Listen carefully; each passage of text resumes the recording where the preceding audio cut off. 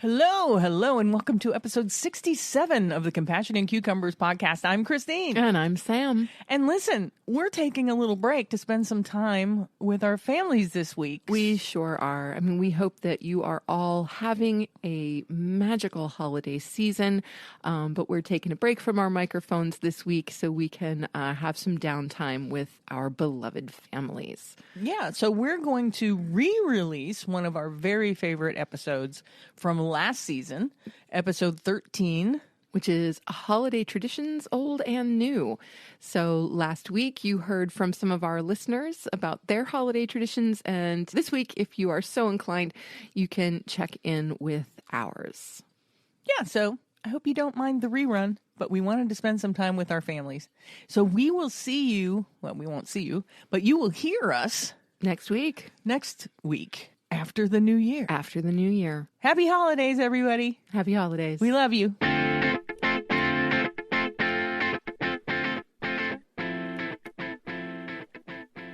Hello, and welcome to episode 13 of the Compassion and Cucumbers podcast. I'm Christine. And I'm Sam. And today we wanted just to talk a little bit about our holiday traditions, both old and new, both family traditions and traditions that we've come up with between the two of us.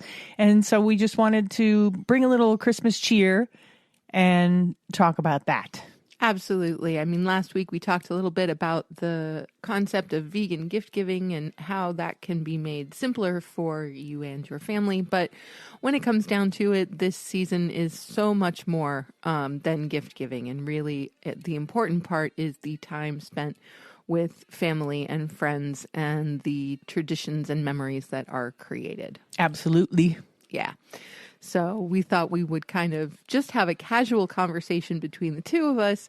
We have no real idea where this is going to go. So I hope you enjoy the ride. Sit back, buckle in, grab a hot cocoa. Nice. And some marshmallows, vegan, of course. Mm-hmm. And maybe, slip a little bit of schnapps in there. Why not? And enjoy the ride, yeah. Absolutely. All right. So you want to start? You want to talk about some of maybe your family traditions or? Sure. Christmas was absolutely the big holiday in my family. You know, we didn't go crazy for other holidays. Thanksgiving, we did have my grandparents usually visiting, and we would visit my grandparents for Easter. But in terms of just the scope of the holiday, Christmas was the big one. Yeah. Yeah, and my parents did a really great job, I think, of kind of instilling in us the idea of magic and Santa Claus and all of that, which was really wonderful.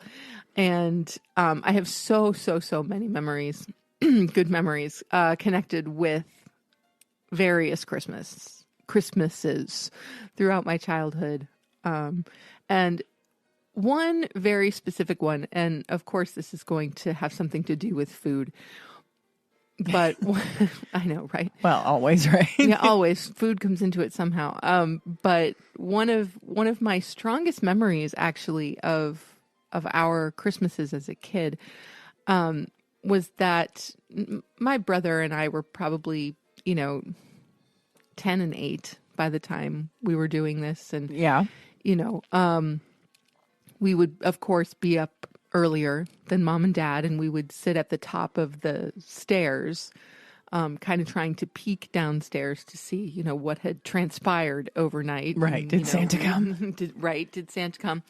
And, mom and dad would continually say from their bedroom, go back to bed, or, not yet, or right. Yeah, have to wait till 6, right. Whatever. It's not even light out. Right, exactly. So we would hear from them. But then eventually it would be, okay, you can go downstairs. And so there were, I don't know whether these were like unspoken rules or spoken rules, but they just kind of happened. And so Owen and I would be let loose on the first floor of the house, and our jobs were to light the fire in the fireplace. It was to put water on for tea, and my mom, I think, drank instant coffee at the time. And it was to heat up the oven because we were going to put Pillsbury cinnamon rolls. It's a lot of fire involved for a couple of young kids. Yeah, exactly. But it's a miracle your house never burned down. No, it never did. I mean, I think the closest we ever came was the microwave popcorn incident, but that was a completely different story. Right. So, anyway, so we're trying to, get things set up a little bit. And so once the fire is on and everything is lit and the water's boiling and we're getting ready to put the Pillsbury cinnamon rolls in the oven, then we would be allowed to check out what was in our stockings. Yeah, we were not allowed to look at anything under the tree, but we could then go through our stockings. Yeah, the stockings were fair game. They were. Yeah, and I think it was because, just that, those little bits of preparation combined with, okay, now you can look at your stocking. They probably gave my parents at least a half an hour, maybe up to about 45 minutes of time for them to kind of sleep just a little bit more and prepare themselves for the day. For the onslaught. Yeah, for the onslaught that was shortly to come. Yeah. And, but one of the things that I've carried over through my Christmases and our Christmases, is the idea of the Pillsbury cinnamon rolls. There's something about the smell of those ridiculously overprocessed, super sweet cinnamon rolls, baking on Christmas morning, that it's just not to be beat. Yeah, we've adopted that tradition too. Yes. Yeah. Yes.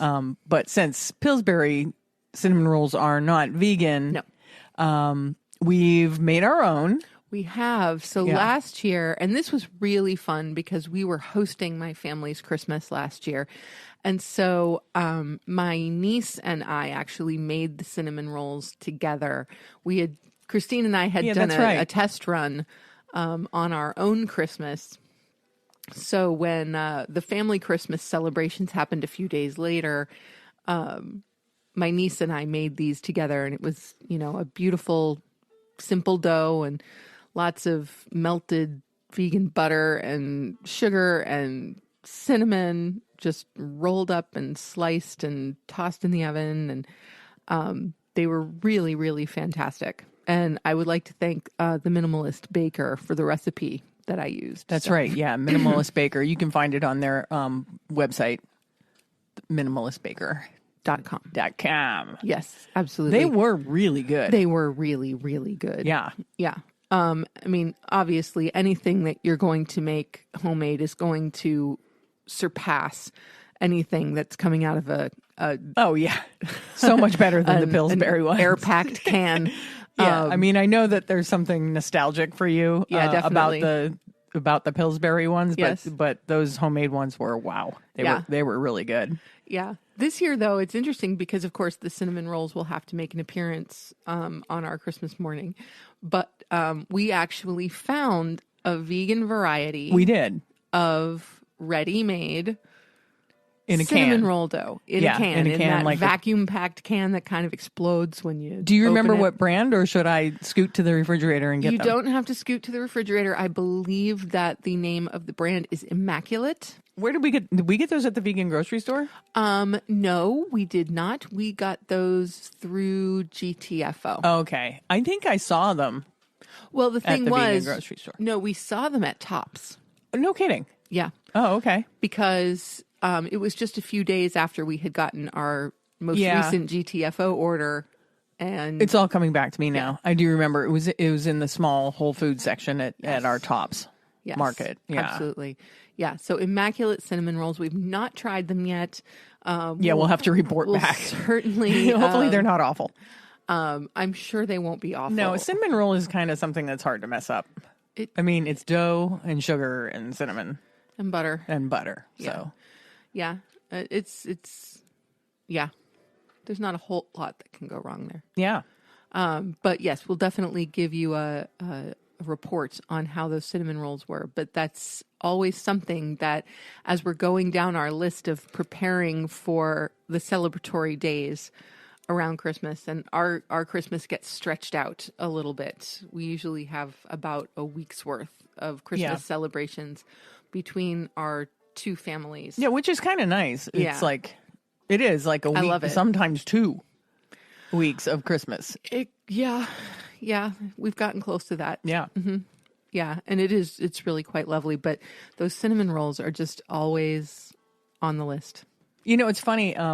That memory of the cinnamon rolls is so ingrained in you. And I remember one time we were talking to your brother about it, and he kind of almost doesn't even remember having them. I know. It's so weird. Yeah, it's like, weird what kids different people remember. Yeah, so I'm really curious to know, like, what his standout memories of, a typical Kenny Christmas morning are. Yeah, we'll have to ask him that. Yeah, we will. Yeah. We will. Because we don't share that memory for some reason. Yeah, it's weird. I mean, he's only, what is he? Not even 2 years younger than you. Just over 2 years younger. Just over 2 years younger. So it's not like he's that much younger that he wouldn't remember, you know? No, absolutely not. Yeah. I mean, I'm sure he remembers the Christmas that Dad fell down the stairs. I'm sure he remembers, the many Christmases that we made a blanket fort in his bunk beds and stayed up pretty much all night. Waiting for Santa. Yeah, listening to what was going on and waiting for Santa. And I have no doubt that he has those types of memories. He just does not have a strong memory of the cinnamon rolls like I do. Yeah, it's funny. Yeah, when I was younger, my sister is 3 years older than me. And we kind of had a similar thing in the morning with opening stock. We weren't playing with fire all morning like you guys were, but I think my parents didn't really quite trust us as much as your parents trusted you. We would get up. I think my dad would start the percolator because that was before, when we were young, it was before everybody had like a drip coffee maker. Yep. So I think my dad would put on the coffee pot on the stove, and my parents would kind of wake up a little bit, and we were allowed to open our stockings. But I think they would come out and open their stockings too, along with us, while they drank their coffee and tried to wake up from their long night before, putting toys together and wrapping gifts and stuff like that. Yeah, absolutely. Yeah, and our parents would do the same thing. Like, once we knew that, things were set up and ready to go and coffee was available and tea was available, we'd kind of holler up to the parents to say, come on down. Yeah. And they, of course, would then come and open their stockings as well. Yeah. But we didn't have like cinnamon rolls or anything like. I know we ate something. Like, maybe my mom made a pie or coffee cake or something. I know there was some kind of sweet breakfasty type, but I don't think it was cinnamon rolls. I'll have to ask my sister about that. Yeah, definitely. Yeah. Definitely. But yeah, we would always start.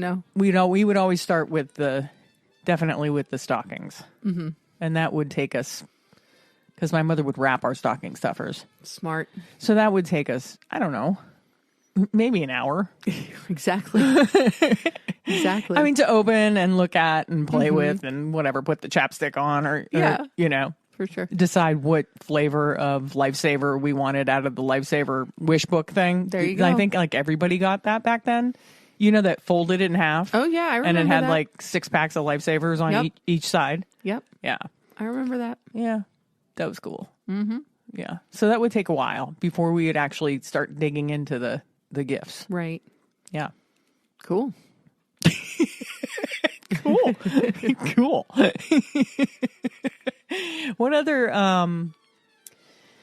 What other Christmas morning traditions did you have? Christmas morning traditions. Well, once we got past the cinnamon rolls, there was, of course, the opening of the gifts under the tree. And that was, always everyone's favorite part.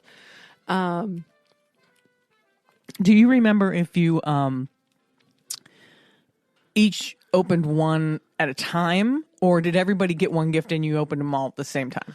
I think we pretty much each got one gift and opened them at the same time. I don't seem to recall one person being in the spotlight at any one time. Yeah, I think that's what we did too. Yeah, exactly. Everybody get a gift and now open. Right. Yeah. Yep, for sure. And, we tried all different ways of kind of marking gifts as who they belong to. I know there was at least one year where my mom coordinated everybody's wrapping paper. So, I had my own wrapping paper, and Mom had her own wrapping paper, and Dad had his own wrapping paper, and my brother had his own wrapping paper. I didn't love that just because it didn't provide for enough aesthetic variety under the tree. I have a thing for aesthetic variety in wrapping paper. Yes. For those of you out there that don't know Sam personally, she has a rule where she doesn't wrap a single gift in the same paper that she's wrapped another gift in. Now, allow me to clarify that. That is a single gift for the same person. Yeah. So, for example, if I'm wrapping gifts for Christine, every single one of Christine's gifts will have a different wrapping paper. Right.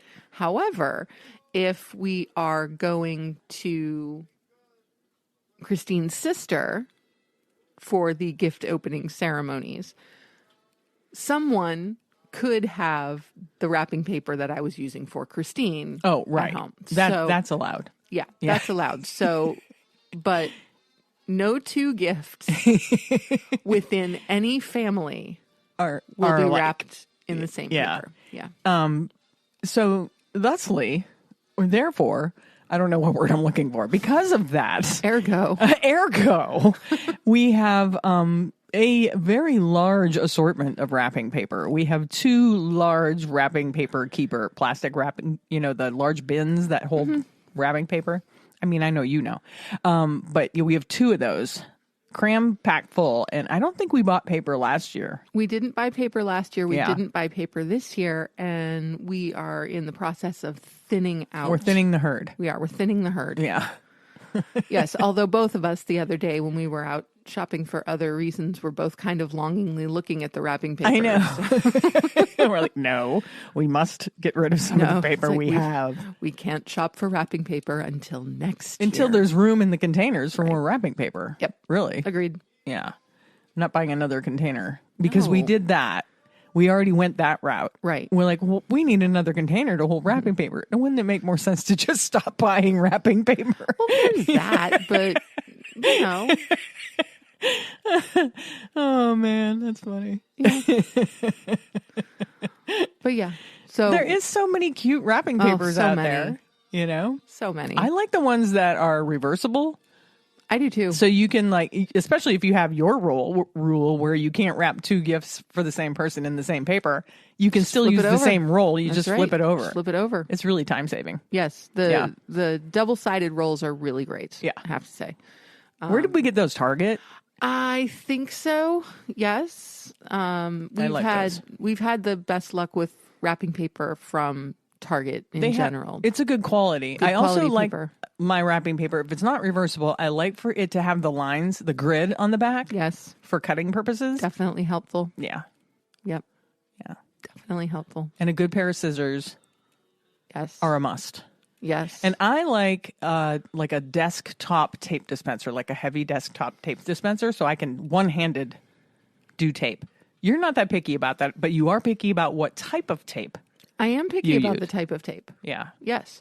Especially because, when we're talking about various finishes of wrapping paper, you want the tape that really disappears. Yeah, because some of the tape, if it's like a foily paper, will show up really a lot. If it's either a foily paper or if it's a very natural looking paper, if it's essentially brown paper, right? Like that kind of old fashioned kind of butcher paper, those printed butcher paper type wrapping papers as well. I don't want the tape to show.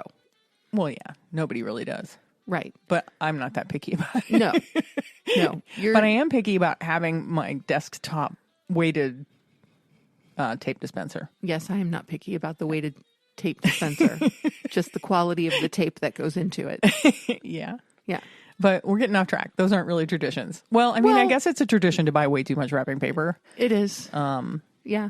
But so what other, what was your Christmas Day,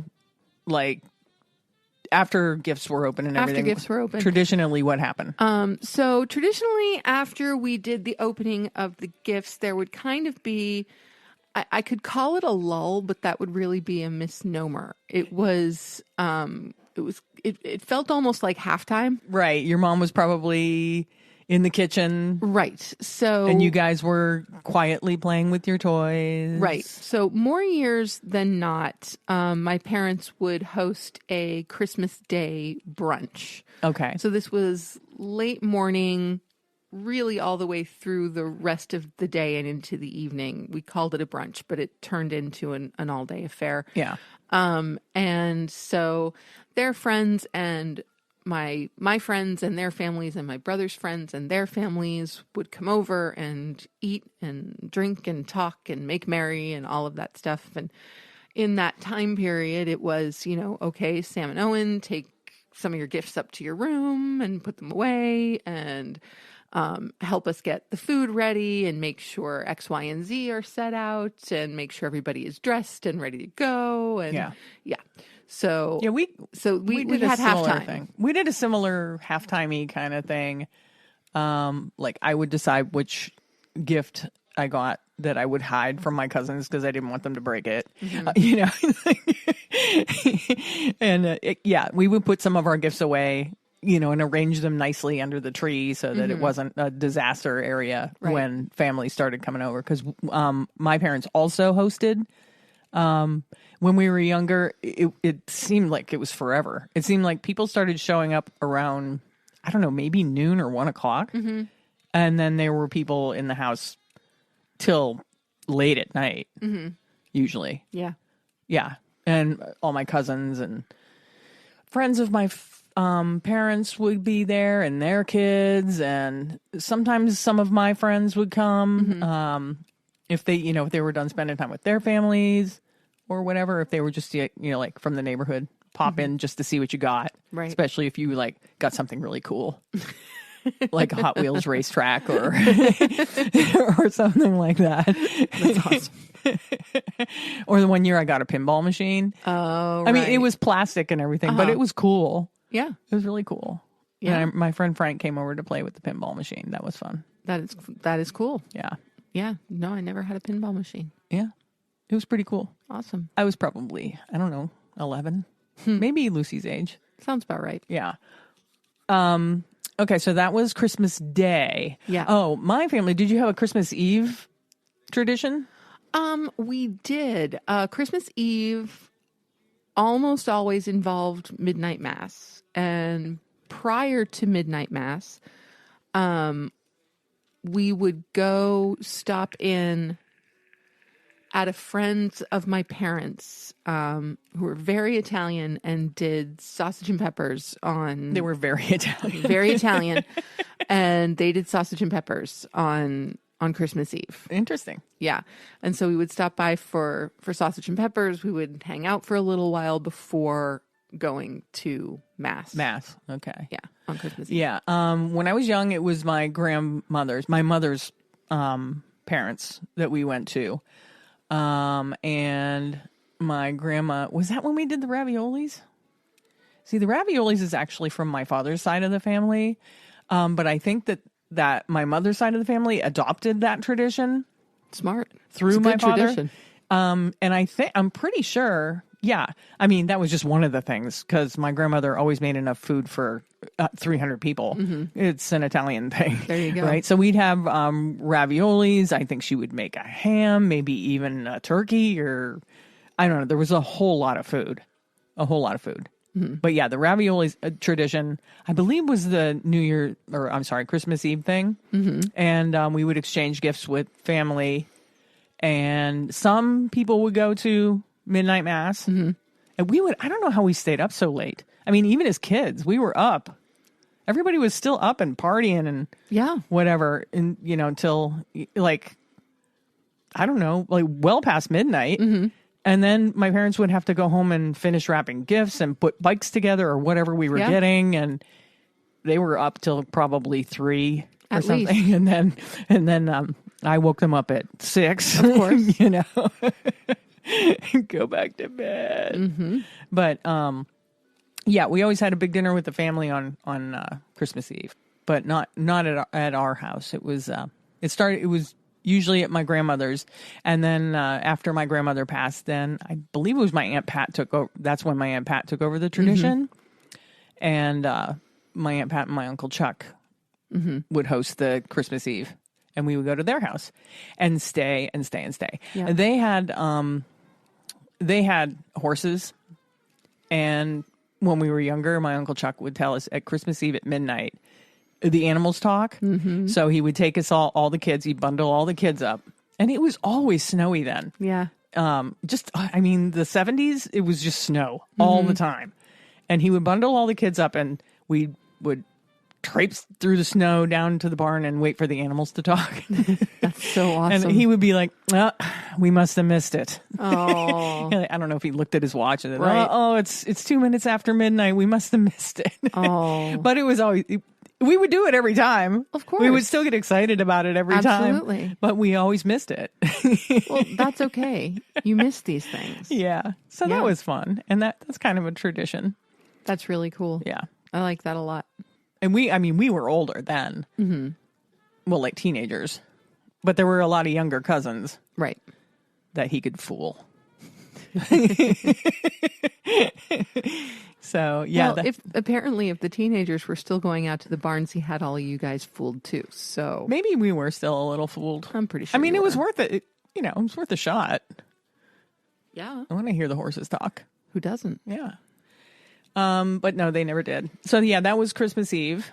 And then Christmas Day we talked about, and then people stayed and stayed and stayed. And then Christmas Day, I don't know how we squeezed in so much, because then at one point Christmas Day, or maybe it was the day after Christmas, we would then what they used to call round robin to everybody we knew, see their tree, see all the gifts they got. Go to all my parents' friends' house and see what all their kids got and see their tree and maybe have some pie and coffee or whatever and spend a couple hours there and then pack up and move to the next person's house and see their tree and see everything that they got. And we would do that for an entire day. So maybe I'll have to ask my sister because she might remember better than I do. It might have been the day after Christmas that we did that. Wow. Yeah. That's intense. Yeah, we would go see everybody.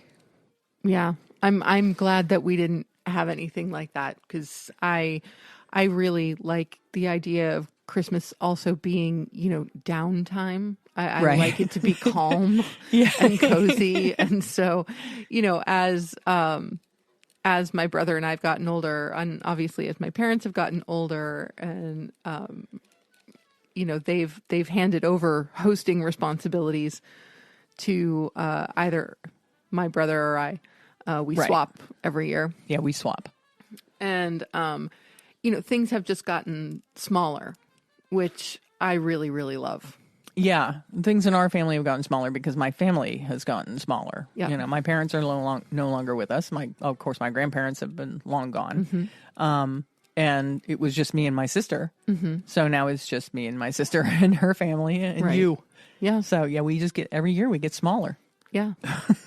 Yeah. So, and I don't mind the small Christmas. Mm-hmm. I don't mind not having all that big to do. I really don't. Right. I do like looking back at all the things that we did and all the traditions that we had. And, but the amount of work that went into it for my mother and my sister, when she started doing Christmas Day, when everybody was still coming over and we were doing gifts for everybody. And, it's so much work and stress, Mm-hmm. And then my mother, back then was also working. She was a florist, and that's one of the busiest times of year. So she was working, working 13-hour days and still doing all the Christmas shopping because, my parents were kind of traditional. They grew up in the 50s, so they had kind of a traditional marriage when we were younger. Mm-hmm. My mom did all the cooking and all the cleaning and all the gift buying and all the wrapping. I'm sure my dad helped with the wrapping, but my mom did the majority of it. Mm-hmm. Yeah. Yeah. No, I think my mom and dad shared wrapping duties. Although, I know that at one point Owen and I were permitted to wrap each other's presents. Yeah. I have this vague recollection of doing that too, maybe when we were teenagers. Yeah. And I don't know if I think it was a one-time thing. For some reason, Mom just was not feeling wrapping the Christmas presents that year. And so she said, you know what, I'm going to give you a few rolls of paper and you wrap Owen's presents, and I'm going to give Owen a few rolls of paper and he's going to wrap your presents. And then, of course, for however many days it was left till Christmas, we were just looking at each other like, I know what you're getting. I know what you're getting. Ooh, you're going to like what you're getting. I know what you're getting.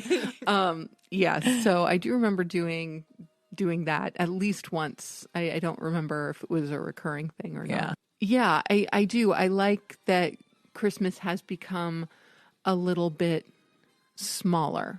Yeah. And COVID has a lot to do with that too. Yeah, it really does. No, I just like that now. Well, I mean, okay, I think about the way we were doing Christmas when you and I were first dating, and we were trying to squeeze 3 full Christmas experiences into the space of 2 days. Yeah. And not with even travel. And not even 2 days, because you of course worked Christmas Eve. Right. And then I would pick you up from work and we would go to your sister's for the standard Christmas Eve festivities. Right. Where there would be the ravioli. For the ravioli, got it. And my Aunt Pat's lasagna. And Aunt Pat's lasagna, you got to have the ravs, you got to have the lasagna. Yeah. And then we would drive home an hour, wake up in the morning, have our own Christmas celebration. Yeah. Okay. And then drive back down to my sisters. Your sisters. Yep. For the Christmas Day celebration. Yes. And then pack up and drive to Pittsburgh. To be with your my family. family's celebrations. Yeah. And that order was never exactly the same. So sometimes it would be spend Christmas Eve with your family, drive to Pittsburgh, spend Christmas morning with my family, drive back to Erie to spend Christmas afternoon with your family, and then drive home and pass out. Why did we do that? Well, because we were trying to make sure that we saw everybody equally. Yeah. And so then my family, a few years into this chaos, because we kind of said, we can't spend. I know we're not getting enough time with anybody. No, we're not. The point of the holiday is the time spent with everyone. So, absolutely. We feel like we're really missing out here. Yeah.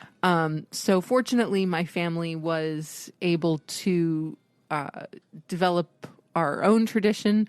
We now have Kenny Christmas. We have Kenny Christmas, and it can fall on any day. On any day. Yeah. It's usually somewhere in the week between Christmas and New Year. Usually. But we've even waited till after New Year's. We have waited until after New Year. We've actually, once we did it before Christmas. Oh, yeah, we did. Yeah. We did do a pre-Christmas Kenny Christmas one year. So it can go anywhere, and we just figure out where it works best for everyone. Right. And so now for us, that kind of 1-2 punch of Christmas Eve, Christmas Day has softened a little bit because one, with you being retired, we get to spend much of the day in kind of cozy mode. Right. On Christmas Eve. And then we head to your sister's. Yes, we come back. But this year we've decided we're doing our own Christmas, our own gift exchange day after Christmas. Yeah, after Christmas. So that means that Christmas morning will be mellow, and then we'll go back to Linda's that afternoon, and then, of course, come home again. So it has slowed things down a little bit. Yeah. Which I we really enjoy. Yeah, I mean, we want to have enough time to spend with people where we're not worried about getting someplace else, Yeah, so that's what we do now. For sure. Now, back to traditions. Well, what? You almost just passed one over. What's that? If there is one tradition we have to talk about with your family, it is Ravioli Day. Oh, Ravioli Day. Yeah. If there's any other Italians out there that do raviolis. I know we're not the only ones that do raviolis at Christmas, but one of our favorite days takes place usually a few weeks before Christmas or 2 weeks before Christmas, and that's the day we make all the raviolis. Yes. And we do a meat ravioli and a cheese ravioli, and now that we're vegan, we do a vegan ravioli. Yes. And I think we did vegan cheese raviolis last year? No, 2 years ago. My mother passed last year, so there were no raviolis. There were no raviolis. So yeah, Ravioli Day is one of everybody's favorite days. We great. listen to Christmas music. We have adult beverages. Yes. My nephew makes the ravioli dough. He is the dough master. He's the dough master. He was taught by my father how to make the ravioli dough. And so he makes the ravioli dough. My sister and I make the fillings. And then we sit around the table and sing Christmas carols and joke and laugh and make, I don't know, and crimp a couple hundred raviolis. Yeah. Yep. Yeah. And then with the leftover filling, we make like burgers, and with the leftover dough, we make pasta, and we eat that for supper after we're all done working. And that's everybody's favorite meal. Yeah. It really is one of everyone's favorite meals of the year, favorite family meals of the year. Yeah. And I know that the first time I was invited to the ravioli making, which is it's a place of honor. It is. It is. Not everyone gets invited to the ravioli making. True. So the first time that I was invited to the making of the ravs was really awesome, and it was. I think it was the first time that I really, really felt like part of your family. Yeah. Yeah. Yeah, that's cool. Yeah. We let the Irish girl make the ravioli. Right? She did a good job too. That's right. Yep. That's right. Yeah. So, yeah, I'm glad you didn't let me skip over that, because, yeah, that's definitely an important tradition in my family. It really is. Yeah, that tradition comes from my great-grandmother on my father's side. Yep. The Christmas ravioli. And I know that I remember after your dad died, there being a bit of question as to whether or not we would continue with the Rav tradition. Yeah. And, because your mother didn't even really like the raviolis. My mom doesn't even really like them. Linda's not crazy about them either. She's not. I love them. I love them too. And so does Trey. And so, all of you were kind of vacillating back and forth on the Rav thing. And Trey and I were just like, no, we're doing the Ravs. Yeah. My dad wouldn't have wanted us to not do them. That's right. He would not have. Yeah. That was a big day for him, and he loved that day. Yeah. And so to not do it just because he was no longer with us, that would have had him kind of pissed off. I think it would have too. Yeah. Yeah. Yeah. And that was a great Rav day. It was. It was. And, we sat around and we told stories about my dad and remembered previous ravioli days. And yeah, it was a good time. And then the lights flickered. That's right. The lights flickered. Mm-hmm. Yep. And we're like, hi, Dad. Yep. He's here. He's here with us, making sure we're doing it right. That's right. That's right. Because if we weren't, he'd tell us. Yeah, he would. Yeah. So now that my parents are gone, some of those long-standing traditions are kind of morphing, in part because it's emotionally, it's hard to do those things. And in part because we're smaller now. We're a smaller group of people. And so we're kind of learning how to make our own new traditions with this new family dynamic that we have now that my sister and I are orphans, And I mean, I kind of like now we're doing, instead of everybody buying for everybody, we're doing a Secret Santa. And I love the Secret Santa. Oh, me too. I think it takes a lot of pressure off. It really does. It really does. I mean, and especially, looking at the members of your family and looking at the members of my family, when it comes down to it, there's not a whole lot that we absolutely need, So no, it's not like, materially, it's not like we can make these huge lists of things that we desperately need, right? And sure, things that we wouldn't mind having or that would be useful to us, but not need. And so, it does take a lot of the pressure off. And I enjoy the way that we are doing the Secret Santa, or have the past 2 years. Yeah. Well, because of COVID, we didn't get together for Thanksgiving. Was it last year or a year before? It was last year. Last year. So I found this app where you can, plug in people's names and their email addresses, and then you can limit so that partners aren't buying for partners. And then it sends everybody an email. It tells them to RSVP to the Secret Santa, and then you choose when you want to draw the names, and it sends everybody an email with the person's name that they're buying for. Yep. Yeah. And every year something gets messed up. Yes. Not because of the app, but because of us humans. Like this year, my sister didn't recognize the name that was on my nephew's email. And she thought that our Secret Santa had been hacked. She's like, Houston? She sent me a text, Houston, we have a problem. And she sent me the name that she got. Well, she sent that text in a group text along with my nephew. And I'm like, that's Trey. Trey's like, that's me. And I'm like, okay, so welcome to the not so secret Santa. The cat's out of the bag. We know who you have now. Yeah. Yeah. Every year it's really not a Secret Santa. People are putting their names on the gifts. I'm like, people, this is a Secret Santa. No, gifts are from Santa. Yeah. But people put their names on them. Well, last year, yeah. They did. So, you wouldn't think it would be so difficult to get 6, sometimes 7 adults if my uncle decides he wants to be a part of it. Right. Yeah. To make it through a Secret Santa poll, all it is taking names out of a hat and buying a gift for that person and not telling them who it is. But every year something happens. It's kind of funny. I think it's pretty great. Yeah, but so that's a new tradition that we started after my dad died. Mm-hmm. My mom was involved in the Secret Santa, and she didn't seem to mind that we did it that way instead of buying gifts for everybody.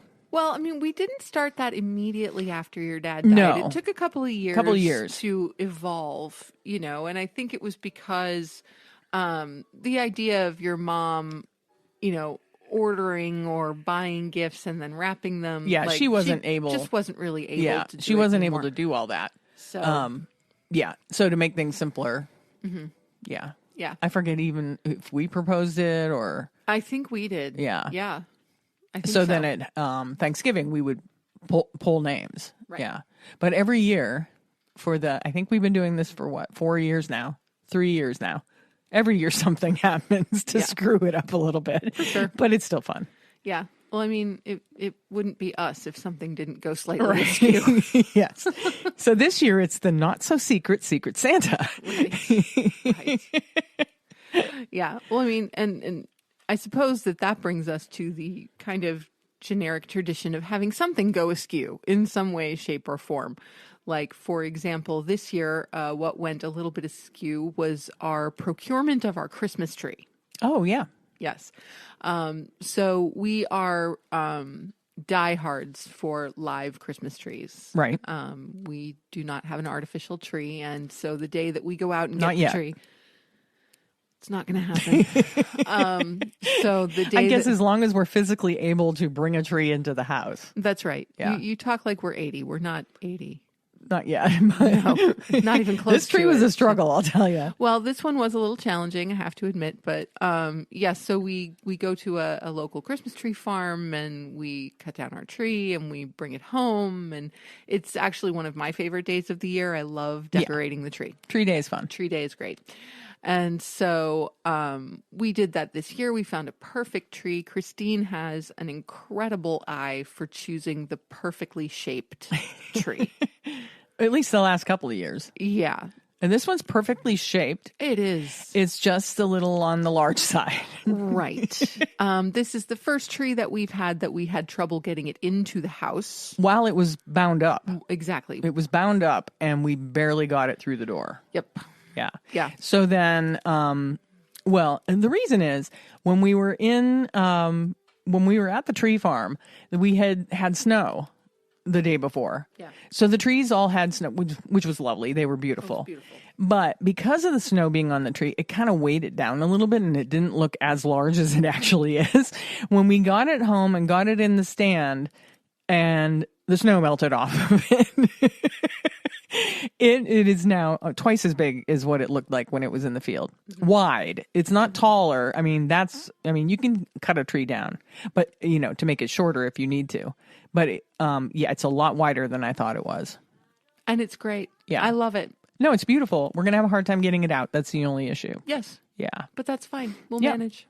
We'll figure it out somehow. Absolutely. Like I'll bring the chainsaw in the house. Absolutely. I mean, at least we didn't go as far as my brother. My brother he also had a problem. Actually, chose a tree that was literally too large for his living room. Yeah, he said it was a little National Lampoon. Kind of full, a lot of sap. Yeah, kind of full, a lot of sap. Yeah, so he actually had to get a second tree because, of course, once you can't return a tree that you cut down at a tree farm. So I told him to set it up in the yard. I don't know if he'll get around to doing that. I really hope he does. That would be fun. That would be great. Yeah, and we'll find out in a couple of weeks. Yeah, because I told him go to a dollar store or whatever and buy a bunch of plastic ornaments and decorate it in the yard. Set it up in the yard and decorate it. Yep. Well, we'll see if he took your advice in, just about 2 weeks from now. Yeah. Yeah. Yeah. For sure. So, so here are some traditions that we've veganized. Number one was the raviolis. Well, number one was the cinnamon rolls. Number one was the cinnamon rolls. Number two is the raviolis. Number two is the raviolis. Yes. Yes. We did a vegan cheese ravioli, and this year, we decided we weren't actually. I got my dates mixed up, so we couldn't be there because my niece had a play that she was doing, and I got my dates mixed up. So my sister and her son and his girlfriend and her husband, they not the girlfriend's husband, my sister's husband. Because that just sounded wrong. Yeah, the order my was sister and off. brother-in-law and their son, my nephew, and my nephew's girlfriend got together, and they decided because the best part of ravioli day is the leftover meal that you have after you make the raviolis, that they were skipping actually making the raviolis and just making the fillings and eating them. So that's what they did. My sister got Beyond Burger and vegan cheese, and she was nice enough to make extras so we could pick some up when we were on our way back from Pittsburgh. Mm-hmm. We picked some up. She made us a couple of extra ravioli burgers and some salad with vegan feta and apples and stuff. It was really nice of her to think of us that way because I screwed the dates up really badly. Okay, so that's number two. Number one, cinnamon rolls. Mm-hmm. Number two, ravioli. Mm-hmm. Well, we just did the ravioli fillings. Yeah. Number three is the lasagna that my aunt used to make. Yeah. Which this thing was loaded with meat. I think it had ground beef, sausage, pepperoni. She used to put so much meat in this. Anyway, my nephew has veganized that recipe and makes vegan ravioli. I think he also makes one for the omnivores too. Yeah, I think if I remember right. I think he does, because he is somewhat vegan by proxy. Right. But whenever he has the opportunity, he will eat meat. He just doesn't do it on a regular basis because his girlfriend with whom he lives is vegan. So, right. So that's number three. So he'll usually make one vegan lasagna and one omnivore lasagna. Right. And those are consumed as Christmas Day dinner. Right. Yes. What other traditional foods have we vegan? Well, there's cookies. Well, yes, obviously cookies. We used to, before the pandemic, do a massive baking weekend. Yeah. Just before Christmas, like maybe about 2 weeks before Christmas. And we would make enough cookies for all of my colleagues and our friends and our families. And seriously, a couple thousand cookies in the space of a weekend. And it was great. And sometimes it was just me and Christine, and sometimes it was me and Christine and her sister Linda, which was also great. Yeah, that was fun. That third set of hands, man, we got a lot done. Yep. And there were always certain standards that we would do. There would always be peanut butter blossoms. There will always be at least 2 varieties of chocolate chip cookies. There will always be those incredible thumbprints. The thumbprints, yes, the incredible butter thumbprints that we do. Vegan butter. Vegan butter, of course. But several years ago, I want to say it was about 5 or 6 years ago, we also started doing bark. Oh, right. Yes, because not all of us in the family need the carbs that come with the flour and the sugar that you're putting into the cookies, but you still want a sweet snack. So bark is actually really great because you can pare that down to really just chocolate and nuts and dried fruit, and you can make fabulous things out of it. Yeah. But of course, if you're making bark, one of the things you have to make is peppermint bark. Okay. And so I started making peppermint bark a few years ago. One of the cats is misbehaving. Sorry about that. Per usual. So I started making peppermint bark. And for some reason, completely unexpectedly, our niece, who was at the time maybe 7, fell in love with it. Yeah. And she would just carry around the plate of peppermint bark with her around the house, you know, or if the plate was empty and she'd want more, we'd have to get her the Ziploc bag where the, you know, reserve peppermint bark was hiding. Yeah, I remember, I think the first year you made the peppermint bark, there was not a moment when I did not see a piece of peppermint bark in that kid's hand. Yes, absolutely. I'm like, holy cow, that kid's eating a lot of chocolate. Yes, absolutely. So it's Christmas. That's all right. So she won't sleep for a week. It'll be fine. Exactly. And so now it really has become, you know, whenever my brother is hosting Kenny Christmas, as he is this year, one of Lucy's first questions is, are you bringing bark? Are you bringing the bark? Because you're not allowed in the house if you don't bring the bark.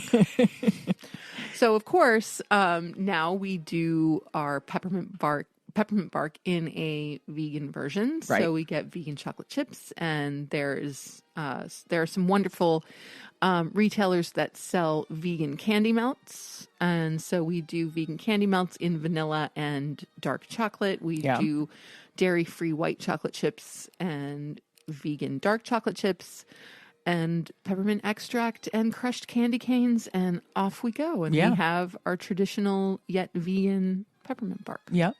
I couldn't stop thinking that Bringing the Bark sounds like a Snoop Dogg album. Hey man, have you checked out Snoop just dropped his new album. What's it called? Bringing the Bark. Okay. Oh man, that's funny. So yeah, we have veganized a lot of our traditional foods. Right. Yeah. Yes. I mean, I know, so yes, I will be making our vegan peppermint bark in the not too distant future. Yeah. And also, completely by accident, I came across a new twist on a chocolate chip cookie. For some reason, I love baking cookies in general, but for some reason, I have a special gift with chocolate chip cookies. Yeah.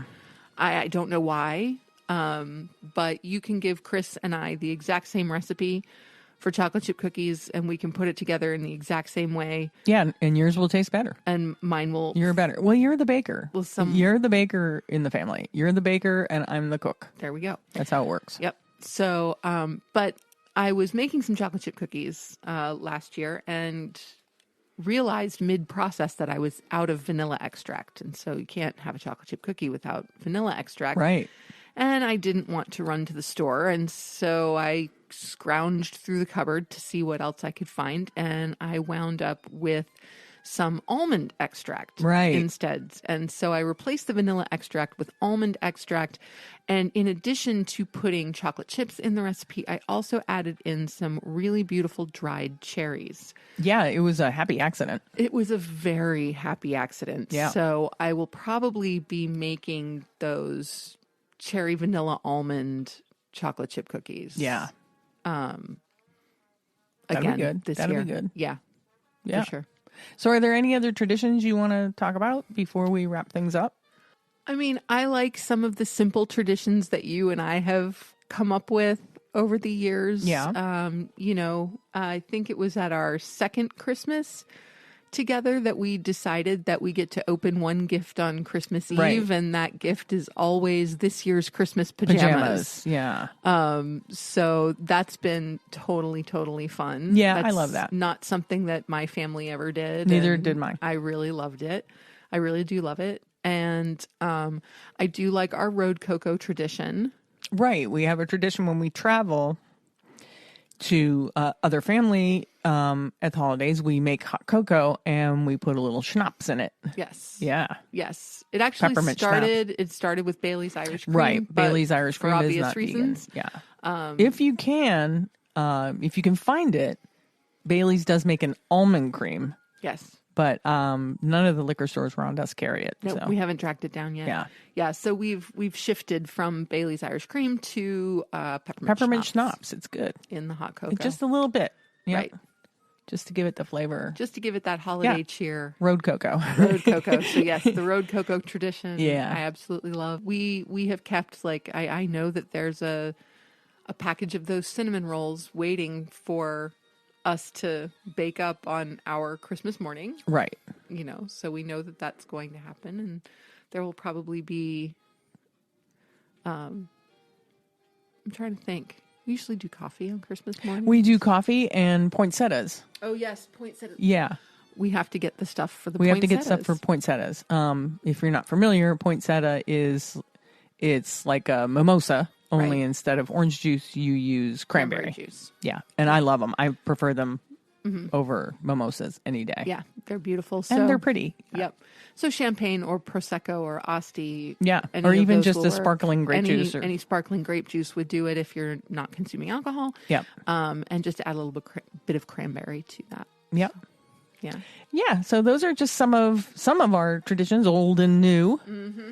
And I want to hear what everybody else's traditions are. So drop us a line and tell us if you have any fun, different family traditions that you guys do at the holidays. I really like to know. Drop us a line at our email address. It's compassionandcucumbers@gmail.com. Check out our website. Don't forget to check out our website, www.compassionandcucumbers.com.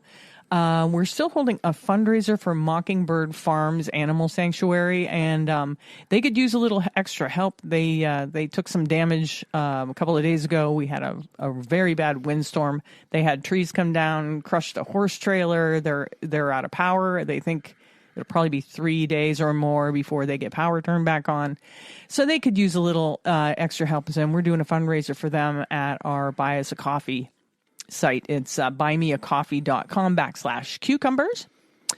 And I think that's it as far as housekeeping. We'll have one more episode before the holidays. Yes. So I hope you're all enjoying December and your wind up to the holiday season. Thanks for listening, and tune in next Tuesday to hear us talk about we're going to something else. Nice. No, next week we thought we would talk about how, along with the crazy hustle and bustle of celebrations of the end of year holidays, I think most of us also manage to find a little bit of downtime and a little bit of time for ourselves, a little bit of time for reflection and you know, just giving our brains and our bodies a little bit of a break from the chaos of everyday life. Right. So we're going to talk about some of those things that we do to some of the things that we do, recharge. Stuff that we're reading, stuff that we're watching, right. A couple of exciting projects that are coming up in the new year, yeah, et cetera, et cetera. So, all right. Well, thank you so much, everybody, for listening, and we'll see you next Tuesday. Happy holidays. Bye-bye.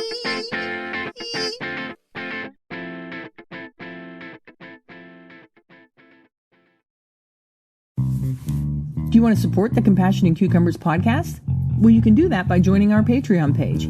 We have 3 different levels of support, and all 3 come with their own special bonuses. Hey, you can support the podcast and get yourself some really cool merch. All the links and deets are in the show notes. We'll catch you next week on the next episode of Compassion and Cucumbers.